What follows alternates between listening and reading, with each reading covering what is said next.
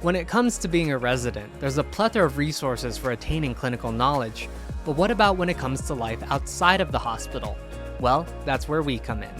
We're going to hear from alumni about their experiences during residency and hopefully make life a little bit easier for the rest of us. This is The Long White Coat.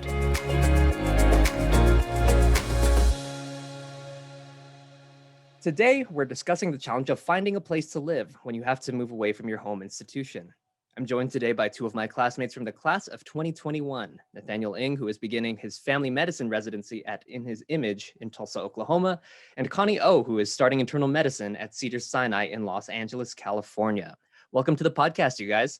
Thanks for having us, Richard. Thank you, Richard.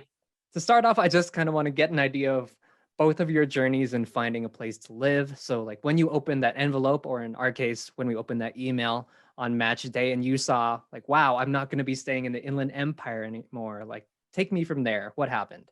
So on match day, I found out that I matched to Cedars-Sinai, which I was really excited about. It's located in the heart of LA, so it's very in a busy area of LA. After I found out where I'm going, I started looking first on Zillow. I tried to look for like a single place to live, like one bedroom or a studio. And I just tried to look around the hospital, somewhere that's reasonable distance, preferably somewhere that I could walk and not have to use my car. Yeah. And then thankfully I don't live Loma Linda is not too far from LA, and my hometown is also not too far from LA. So I was able to travel to LA to look around the area, look in the neighborhoods, try to see, take a look at the neighborhoods and see what would be like a good place to live at. I also went and checked out a few apartment complexes, but I quickly realized that some of the places were pretty high up in range in terms of rent. So that's why I focus more looking at privately owned places on Zillow. So I guess just a little further clarification, kind of helping out with the timeline here. Around when did you start looking at places in person, and when did you finalize where you were living? I looked in the area maybe starting like right after match, actually, in March. Around May, I actually went in person to look at a few places. And, I had to book it in advance. And it was a little bit more difficult with COVID as well. Not a lot of places, or some places didn't have in-person showing, unfortunately. I went like twice to look at places. It's kind of crazy, but I booked 10 places back to back and looked at all 10. In LA, houses go pretty quickly. So I told them, I would like to move in like mid-June, and they would say, well, we can't hold it that much for you. This was in like mid-May. So what I found out is basically like when you're there and you have a place that you want to sign lease with, you have to be ready to, start the lease the next day, pretty much, if you want to guarantee having the place. So that was something that I didn't anticipate. And so I would say, look, do your research pretty early on, get a good sense of what the prices are like in terms of actually signing for a place. At least in LA, it sometimes has to be pretty close to the time that you're actually going to move in.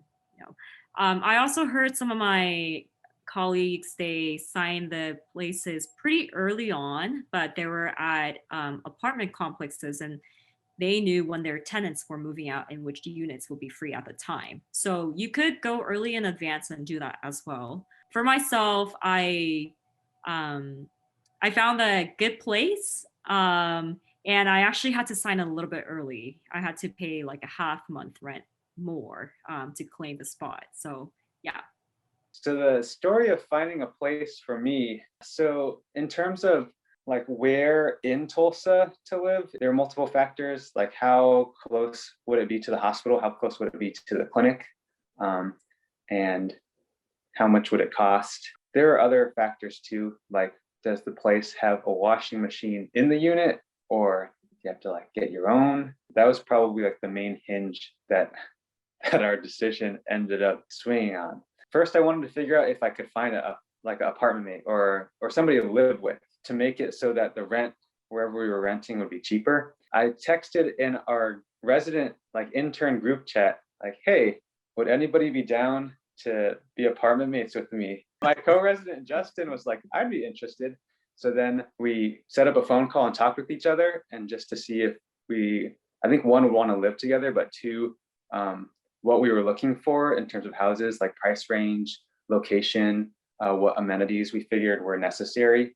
And then from there, we started searching on like Zillow or just Google for places in the Tulsa area to rent. And one of the things that was really helpful was we got some advice from residents in the program of like different recommendations they had. So there was this apartment complex that a number of people from the residency have lived in, and it's like basically right across the street from the clinic that we spend some time at.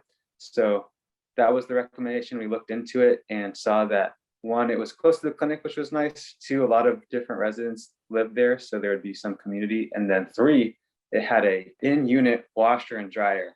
So that was the big selling point, because we were also looking at another place that was in a good location, like more probably closer to the hospital and the clinic, but had no washer and dryer. And in the long run, like the amount that we would save in rent at the place that had no washer and dryer would end up be paying for by buying the washer and dryer and having to keep that up. Knowing myself, I knew I wanted to get as much sleep as I could in the morning. I preferably wanted to live like right by the hospital. Another factor definitely was price. Third factor, as a female living alone, I wanted to look for a place that is safe to live in. In LA, I think every block is kind of different. It has a different feel. So I think it's important to kind of get to know the area before you sign a lease. So that's where my research came in. I came out here a few times to just drive around the area. What kind of, are there like coffee shops nearby? Are there like a lot of eateries?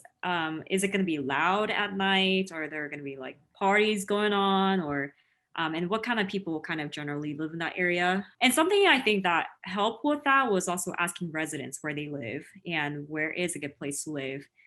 Thankfully, I got connected with one of our alumni from Loma Linda Medical School that went to residency at Cedars-Sinai.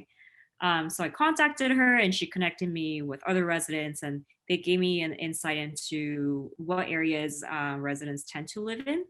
And I think it's nice to live around other residents as well. So because like when people are just hanging out, you can just, sometimes even walk over to their place and hang out. So yeah.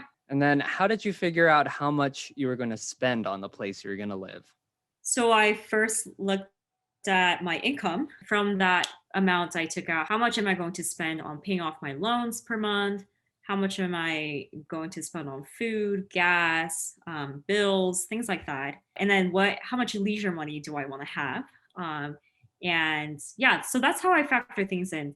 Thankfully, our residency gives stipend for housing, and then also they provide food.